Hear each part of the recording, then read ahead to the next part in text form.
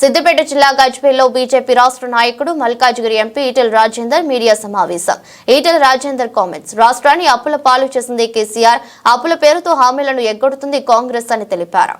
తెలంగాణ రాష్ట్రంలో నిర్మించిన శ్మశాన వాటిక ఉపాధి హామీ ఎన్ఆర్ఏజీఎస్ నిధులను ఇచ్చింది కేంద్రమే.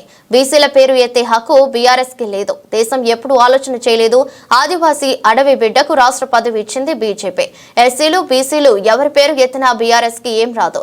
30 ఏళ్లు వర్గీకరణం కోసం కొట్లాడిన మందకృష్ణ మాదిగ ఉద్యమానికి న్యాయం చేయాలని తలదించి దేశ ప్రధాని నరేంద్ర మోదీ చేశారన్నారు.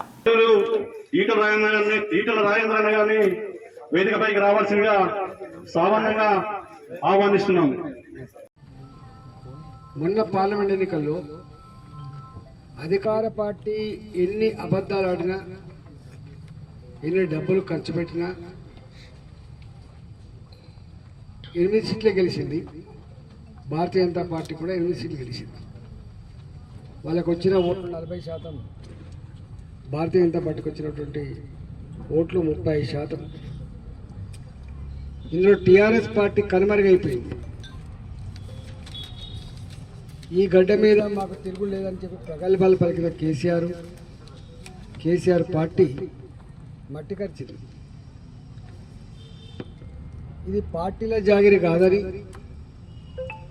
ఇది నాయకుల జాగిరి కాదని, ప్రజల జాగిరి అని చెప్పి తేల్చి చెప్పిన ఎన్నికలు మన పార్లమెంట్.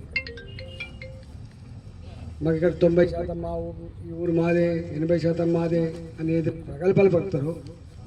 ఈ 90%, 80% భ్రమ. ప్రజలకు ఇష్టం ఉంటేనే ఓట్లు వేస్తారు. ప్రజల ఆశీర్వాదం డబ్బుకో ప్రలోభాలకు దొరకదని చెప్పి తేల్చి చెప్పిన ఎన్నిక. కశ్మీర్ నుంచి మొదలుపెట్టి కన్యాకుమారి వరకు, అటు నార్త్ ఈస్టర్న్ స్టేట్స్ నుంచి మొదలుపెట్టి గుజరాత్ వరకు ప్రజానీకమంతా కూడా ఒకటే భావంతో ఉన్నారు. దేశం సుభిక్షంగా ఉండాలంటే, దేశంలో ప్రశాంతమైన వాతావరణం ఉండాలంటే, దేశం ఆర్థికంగా పురోగమించాలంటే, దేశం యొక్క గొప్పతనం ప్రపంచ చిత్రపటం మీద ఎగరాలంటే మోడీ గారు లేకుండా సాధ్యం కాదని అన్ని వర్గాలపై భావిస్తున్నారు. ఒకప్పుడు భారతీయ జనతా పార్టీ మీద అనేక రకాల అపనిందలు మోపింది. కానీ వాళ్ళ అణగారిన వర్గాల ప్రజలకి మేలు చేయగలిగేటువంటి సత్తా, శక్తి, ఆలోచన ఉన్న నాయకుడు మోడీ గారు అని చెప్పి మరోసారి ప్రూవ్ అయింది.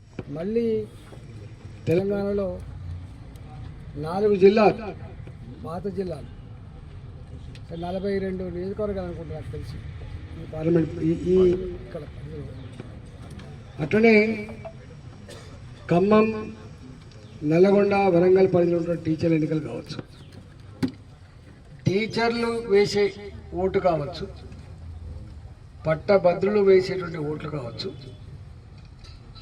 ఇవి ఆలోచన పరులు, మేధో సంపన్నులు, సమాజం పట్ల అవగాహన కలిగిన వాళ్ళ ఓట్లు కాబట్టి నాకు తెలిసి తెలంగాణ వ్యాప్తంగా కావచ్చు, దేశవ్యాప్తంగా కావచ్చు,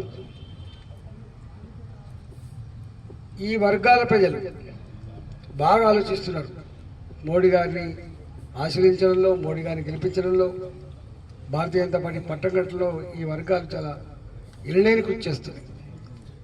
కాబట్టి ఇక్కడ కూడా జరిగే ఎన్నికల్లో ఇవాళ మెదక్, కరీంనగర్, నిజామాబాద్, ఆదిలాబాద్, ఈ 4 పాత జిల్లాల పరంగా పట్టభద్రుల అభ్యర్థిగా ఉన్నటువంటి మా అంజిరెడ్డి గారు, సీనియర్ భారతీయ జనతా పార్టీ నాయకులు వారు, అదేవిధంగా టీచర్ ఎమ్మెల్సీ అభ్యర్థిగా మల్క కొమరయ్య గారు, ఇప్పటికే వాళ్ళు నిరంతరంగా 20 రోజులు 30 రోజులుగా ప్రచారం చేస్తూ ఉన్నారు. అటువైపు వరంగల్ కేంద్రంగా ఉన్నటువంటి ఆ 3 జిల్లాల్లో జరిగిన ఎన్నికల్లో పిఆర్టీలో అపారమైన అనుభవం కలిగి టీచర్ల సమస్యల మీద సమస్యల పోరాటం చేసినటువంటి సరత్వం రెడ్డి గారిని నిలబెట్టడం జరిగింది. దాదాపు చాలా సంఘాలు, ఇప్పటికే టీచర్ల సంఘాలు మేము బీజేపీకి మద్దతు ఇస్తామని ముందుకు వచ్చారు. జిల్లాలు విడిపోయిన తర్వాత స్వరూపాన్ని తెచ్చుకోవడానికి, రేవంత్ రెడ్డిని అసహించుకోవడానికి 9 నెలల కాబట్టింది. ఇవాళ ఒకటే అనుకుంటే తెలంగాణలో కేసీఆర్ను మొత్తం సంపూర్ణంగా చూసినాం, అస్థి మసకాంతరం ఆయన చూసినాం, ఇలా రేవంత్ రెడ్డి కూడా చూసినాం. ఇవి కాదు, ఈ రాష్ట్రం బాగుపడాలంటే, నిరుద్యోగ సమస్య తీరాలంటే, టీచర్ల సమస్యలు తీరాలంటే, రైతాంగ సమస్యలు తీరాలంటే, మహిళల సమస్యలు తీరాలంటే ఇవాళ ఇక్కడ కూడా భారతీయ జనతా పార్టీ గెలిస్తేనే సాధ్యమైనటువంటి భావన స్పష్టంగా ఉంది, స్పష్టంగా కనబడుతుంది. కాబట్టి ఇవాళ మా పార్టీ ఆదేశాల మేరకి నేను అన్ని జిల్లాలు తిరుగుతున్నప్పటికీ కూడా మొన్న నేను ఇక్కడ వచ్చి ఒక మైనార్టీ బిడ్డ చేసింది రాష్ట్రపతి మోడీ గారు వచ్చాడు సంపూర్ణమయ్యే మేయార్తో. ఎవరైనా రాష్ట్రపతి ఒక దళిత బిడ్డ రామ్నాథ్ కోవింద్.